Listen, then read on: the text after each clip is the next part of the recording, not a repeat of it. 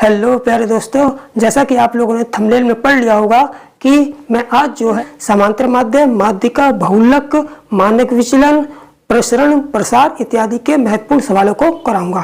ठीक है, तो चलिए देर न करते हुए शुरू करते हैं आज के महत्वपूर्ण प्रश्न। ठीक, तो प्यारे दोस्तों देखते हैं पहला सवाल। पहला सवाल क्या है कि हमको आंकड़े दिए। क्या दिया है हमको? आंकड़े दिए हैं। कौन कौन से?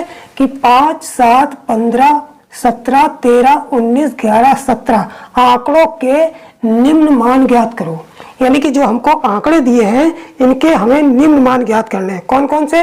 पहला, सबसे पहले नंबर पे हमको दे रखा है माध्य निकालना है इन आंकड़ों का, दूसरा माध्यिका, तीसरा बहुलक, चौथा परिसर और पांचवा विचरण, प्रसरण या प्रसार।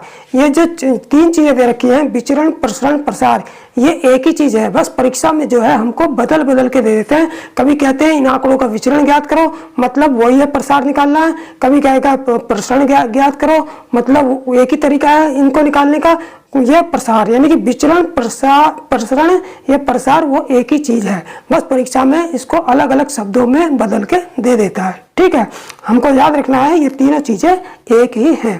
ठीक है, तो अब सबसे पहला वाला जो है क्वेश्चन हल करेंगे माध्य, यानी कि जो दिए गए आंकड़े हैं इनका माध्य कैसे निकालेंगे। देखिए यहाँ पर बिल्कुल शॉर्ट तरीके से कराएंगे जिससे परीक्षा में पूरे कम से कम समय में जो है इस टाइप के क्वेश्चन आसानी से हल हो जाएं। ठीक है, तो देखिए सबसे पहले हमको क्या निकालना है? माध्य। माध्य का मतलब इंग्लिश में बोलते हैं मीन, यानी कि माध्य निकालना है।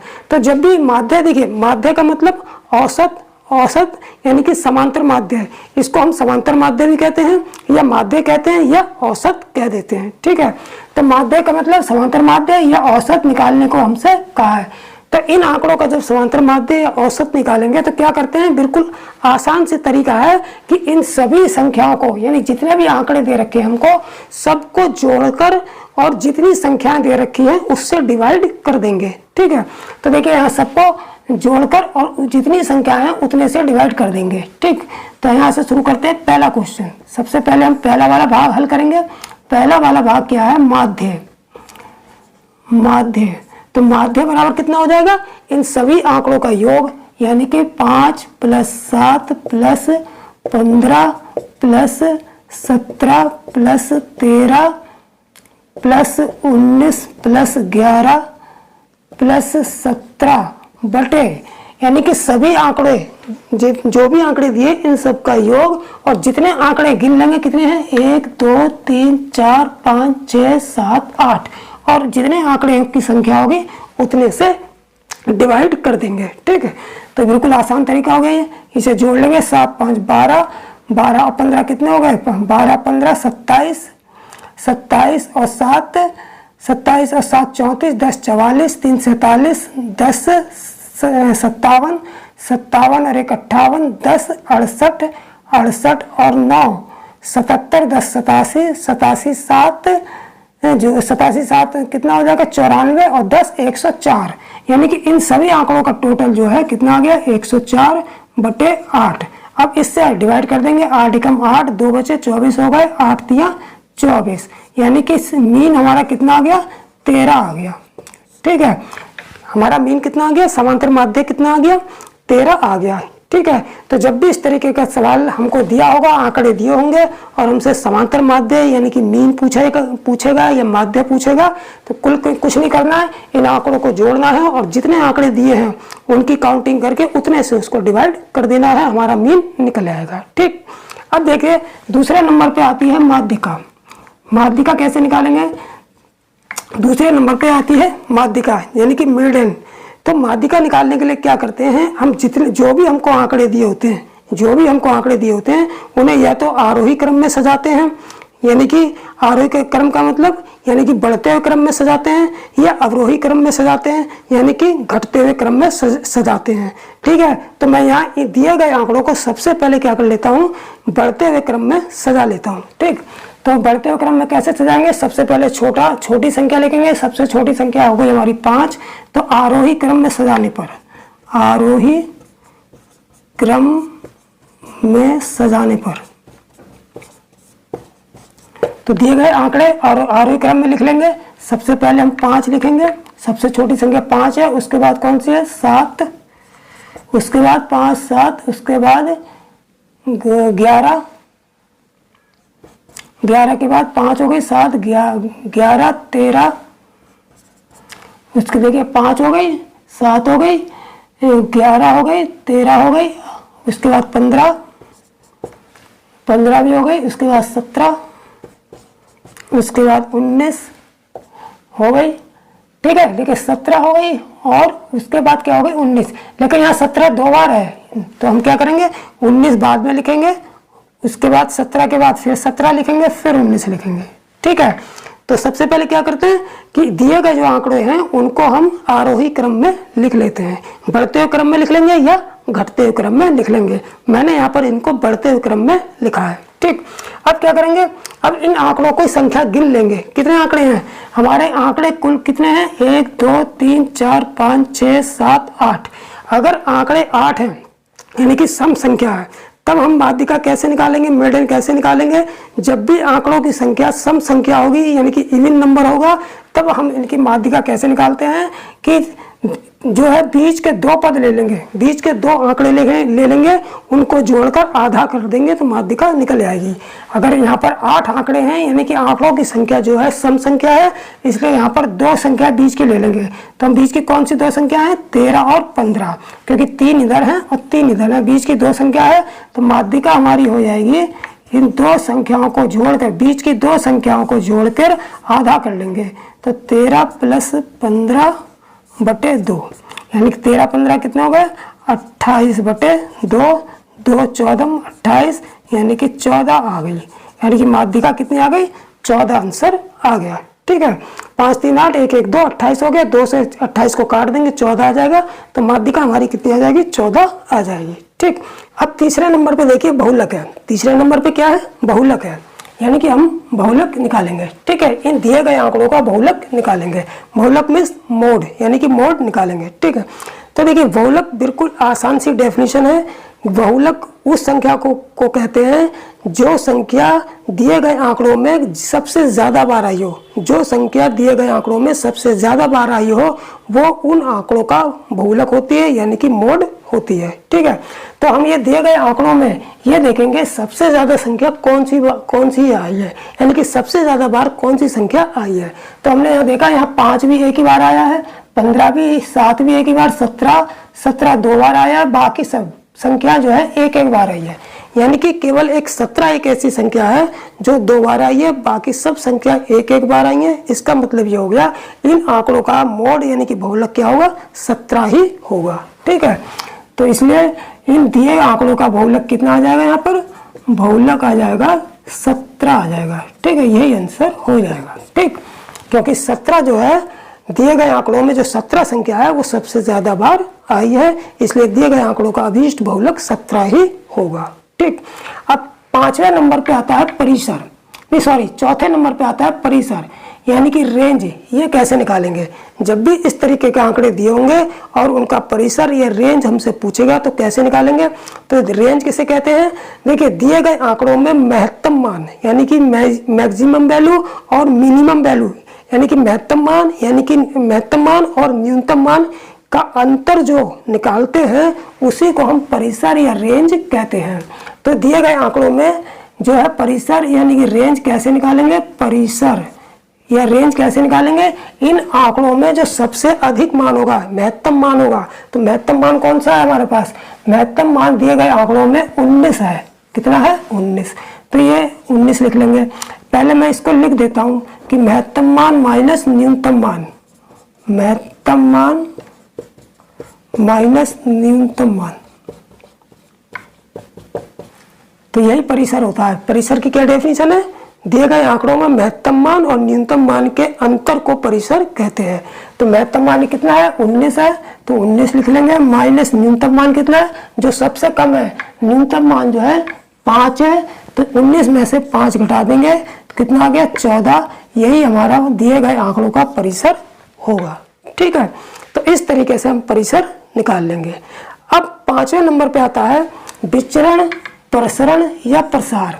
ठीक है, जिसको हम वेरिएंस इंग्लिश में कहते हैं। ठीक, तो प्रसार कैसे निकालेंगे, देखिए प्रसार निकालने के लिए हम क्या करते हैं, प्रसार बराबर होगा प्रसार निकालने के लिए हम क्या करते हैं कि दिए गए जो आंकड़े होते हैं उन प्रत्येक आंकड़े को उनके माध्य से घटाते हैं, उनके माध्य का वर्ग घटाकर वर्ग करते हैं, उन सबको जोड़ते हैं और दिए जितने आंकड़ों की संख्या होती है उसी से उसे डिवाइड, उन सभी का योग को डिवाइड करते हैं तो हमारा जो है प्रसार या प्रसरण या विचरण निकल के आता है। ठीक है, तो अभी हम कुछ देर पहले हमने अभी माध्य निकाला था, कितना इसका माध्य आया था, इन सभी आंकड़ों का जो माध्य कितना आया था, माध्य जो आया था कितना आया था, 13 आया था। इन आंकड़ों का भी माध्य निकाला था, कितना आया था, 13 आया था। तो प्रसार को हम कैसे निकालेंगे, प्रसार बराबर हो जाएगा इस माध्य में से प्रत्येक आंकड़े को घटा के इसका वर्ग करेंगे। तो सबसे पहले जो है 13 में से 5 घटा देंगे, 13 में से 5 पहला आंकड़ा घटा दिया और उसका वर्ग कर दिया।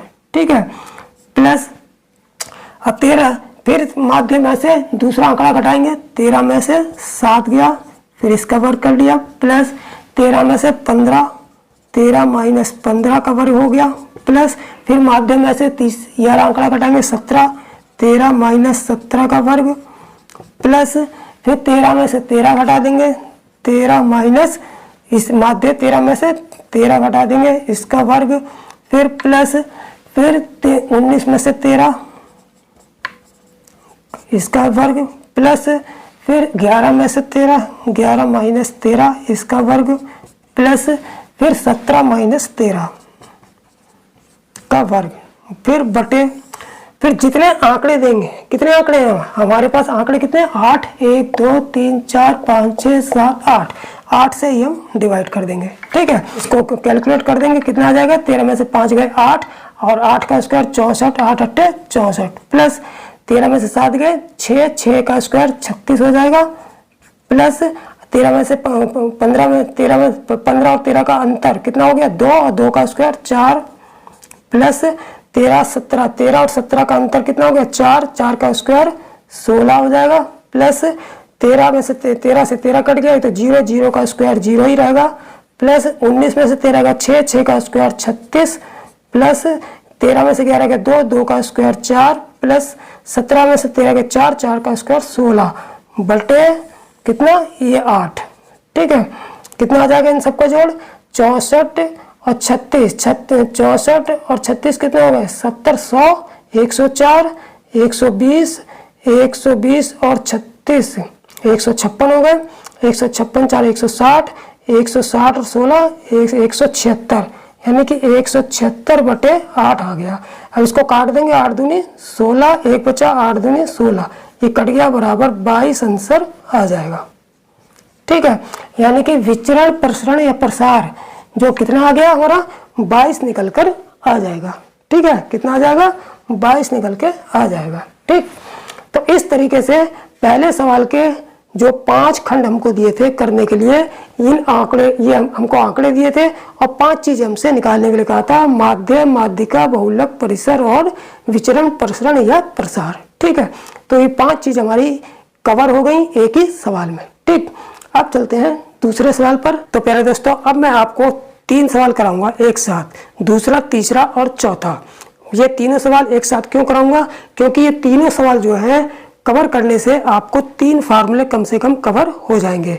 यानी कि तीनों सवाल जो है 3 अति महत्वपूर्ण यानी कि इम्पोर्टेंट फार्मूलों पर आधारित है, जिस पर जो है क्वेश्चन परीक्षा में अति मात्रा में पूछे जाते हैं। तो सबसे पहले दूसरा क्वेश्चन कवर करते हैं। ठीक है, दूसरा क्वेश्चन क्या है कि यदि माध्यिका यानी कि यदि माध्यिका हमको कितनी दे रखी है, 13, और माध्य यानी कि समांतर माध्य हमको कितना दे रखा है, 12.5, तो हमसे बहुलक पूछा है। ठीक है, तो इसके लिए क्या फार्मूला लगता है, इसके लिए फार्मूला लगता है कि चूंकि बहुलक बराबर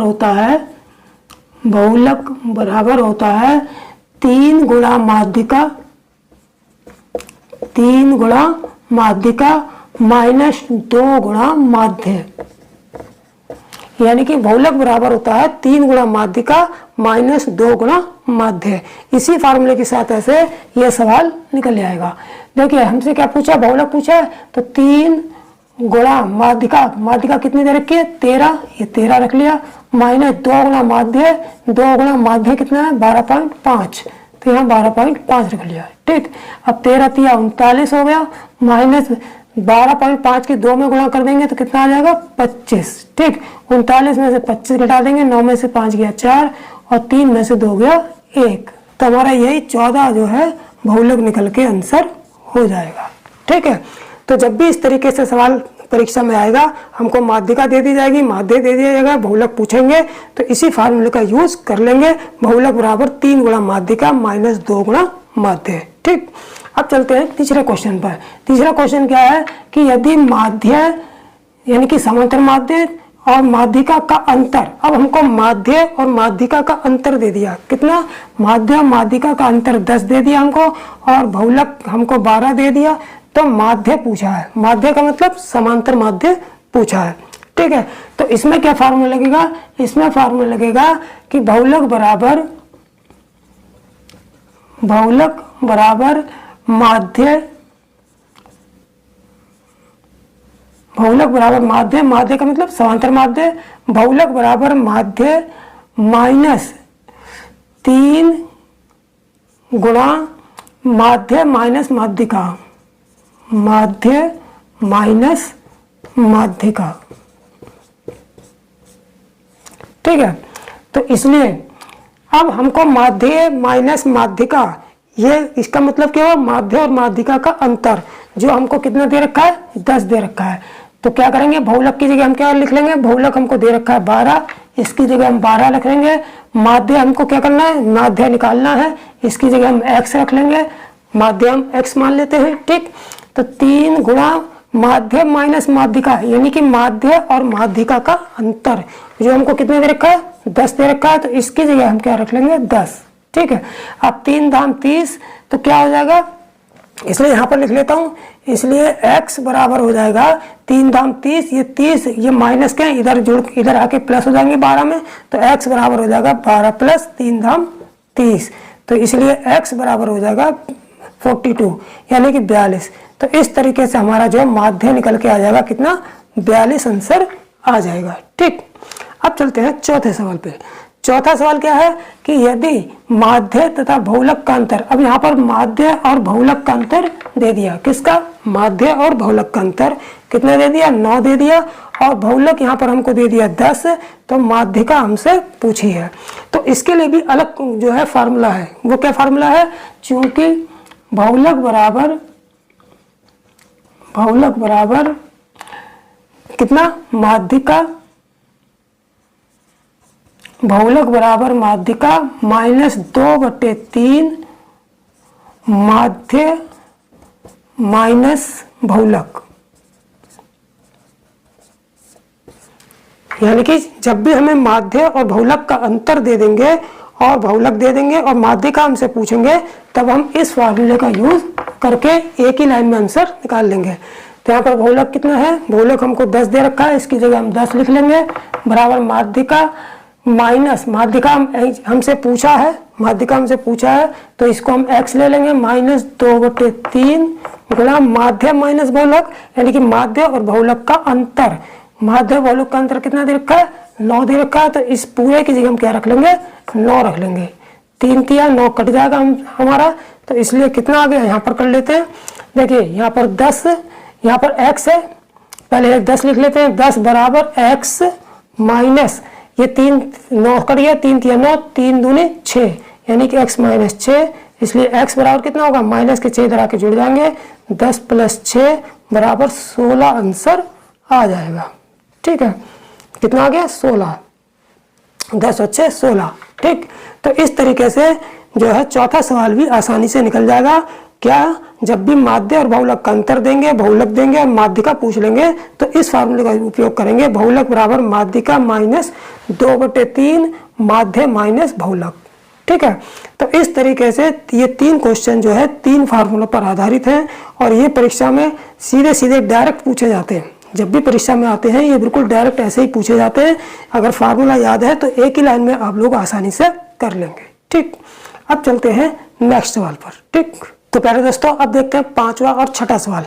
5वां सवाल क्या है कि दिए गए आंकड़े यानी कि हमको आंकड़े दे रखे हैं 8, 7, 10, 6, 9, 12, 13 की माध्यिका यानी कि मेडन पूछा हमसे। क्या पूछा है, माध्यिका यानी कि मेडन पूछा है। ठीक। तो माध्यिका कैसे निकालना बताया था मैंने अभी कुछ देर पहले बताया था कि माध्यिका कैसे निकालते हैं, यानी कि मेडन कैसे निकालते हैं कि सबसे पहले जो दिए गए आंकड़े होते हैं उन्हें हम किसमें सजाते हैं, आरोही या अवरोही, यानी कि बढ़ते हुए क्रम में या घटते हुए क्रम में उनको पहले लिख लेंगे।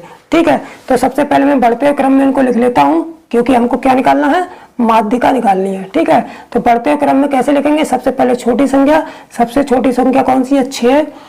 बढ़ते हुए क्रम में सबसे पहले लिख लेते हैं, सबसे पहले हो गया हमारा 6, 6 के बाद 7, ठीक है, उसके बाद 8, उससे बड़ी संख्या फिर 9 है, उसके बाद जो है फिर 10, ये हो गया, देखिए 6 हो गया, 6, 7, 8, 9, 10, इसके बाद 12 और 13, 12 और 13।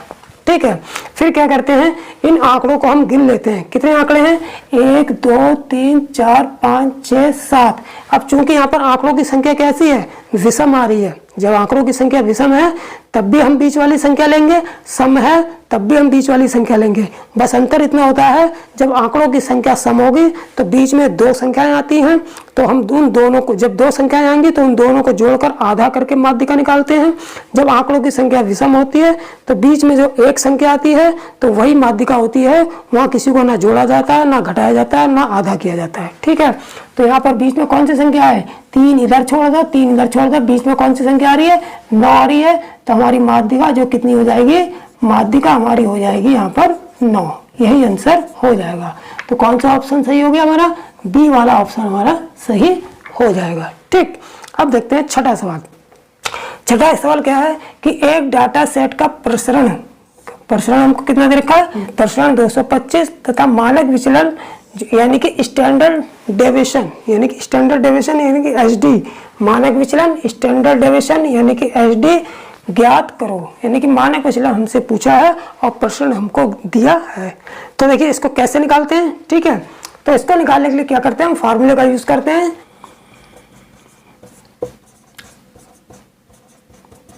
विचलन एसडी यानी कि स्टैंडर्ड डेविएशन बराबर किसके बराबर होता है, प्रसरण। देखिए इस प्रसरण को, वही प्रसरण है ये जिसको विचरण या प्रसार भी कहते हैं, वेरिएंस जिसको इंग्लिश में बोलते हैं। ठीक है, तो इसको कभी विचरण भी दे देगा यहाँ पर कि एक डाटा सेट का विचरण, कभी दे देगा प्रसार, एक डाटा सेट का प्रसार, कभी दे देगा एक डाटा सेट का प्रसरण।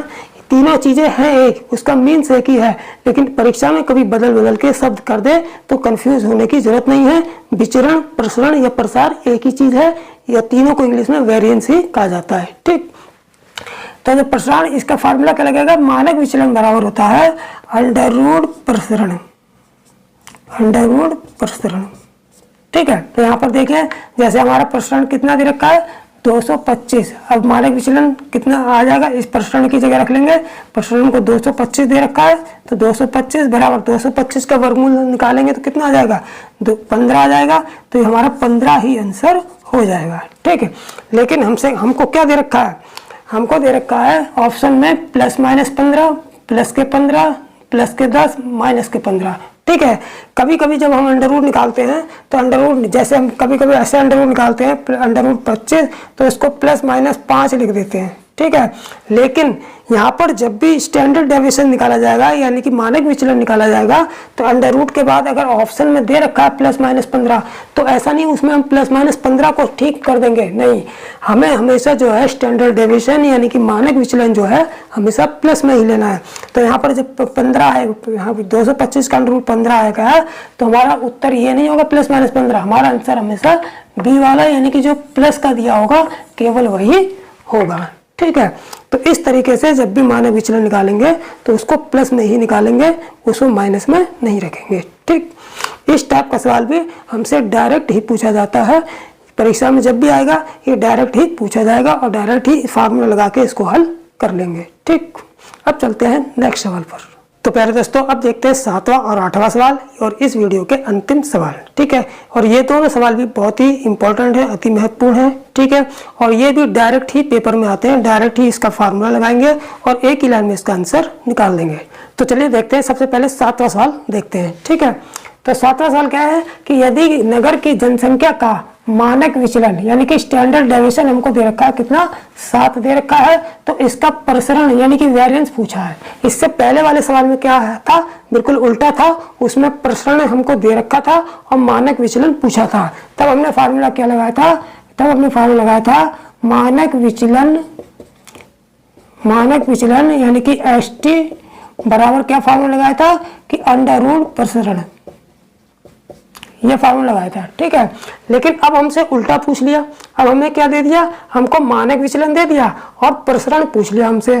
तब क्या होगा, अब मानक विचलन दे रखा है, प्रसरण पूछा है, तो यहीं से हम इसको एक दूसरा फार्मूला बन जाएगा। इसी से कैसे, अगर हम, इसका मतलब यह है कि हमको जो है प्रसरण पूछा है तो ये अंडर रूट को हटाना पड़ेगा। जब अंडर रूट हटाएंगे, कैसे हटाएंगे, इसका मतलब यह है कि दोनों और वर्ग कर दें तो हमारे पास जो प्रसरण होगा वो कितना आ जाएगा, मानक विचलन का स्क्वायर, मानक विचलन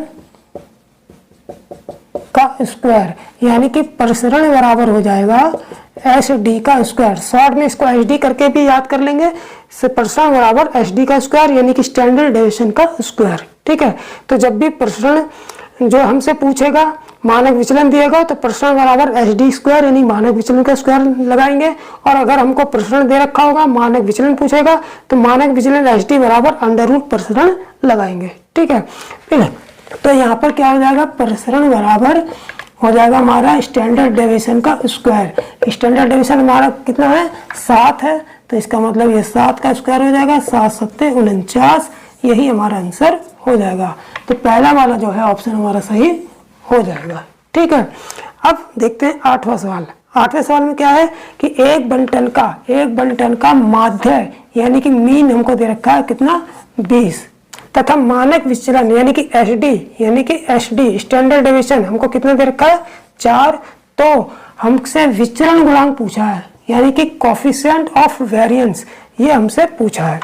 ठीक है, विचरण गुणांक का मतलब यह है कि मानक विचलन जो है वो माध्य का कितने प्रतिशत है ये निकालना है। ठीक है, तो इसलिए इसका फार्मूला बन जाता है विचरण गुणांक बराबर मानक विचलन जो है वो किसका, माध्य का यानी कि समांतर माध्य का कितने प्रतिशत है, तो मानक विचलन बटे माध्य गुणा 100%। ठीक है, इसका मतलब यह है, इसको अगर देखो मानक विचलन को हम SD कहते हैं, ST बटे माध्य को M मीन कहते हैं, यानी कि ST बटे M गुणा 100%। इस शॉर्ट तरीके से भी इसको याद रख सकते हैं, SD बटे M यानी कि SDM गुणा 100%। ठीक है, तब इसको हल कर लेंगे। मानक विचलन हमको कितना दे रखा है, 4 बटे माध्य कितना दे रखा है, 20 गुणा 100, तो 20 पंजे 100, 5 चौक 20% आंसर आ जाएगा। ठीक है, तो इस तरीके से विचरण गुणांक भी निकाल लेंगे तो क्या आंसर आ जाएगा, बी वाला आंसर हमारा सही हो जाएगा।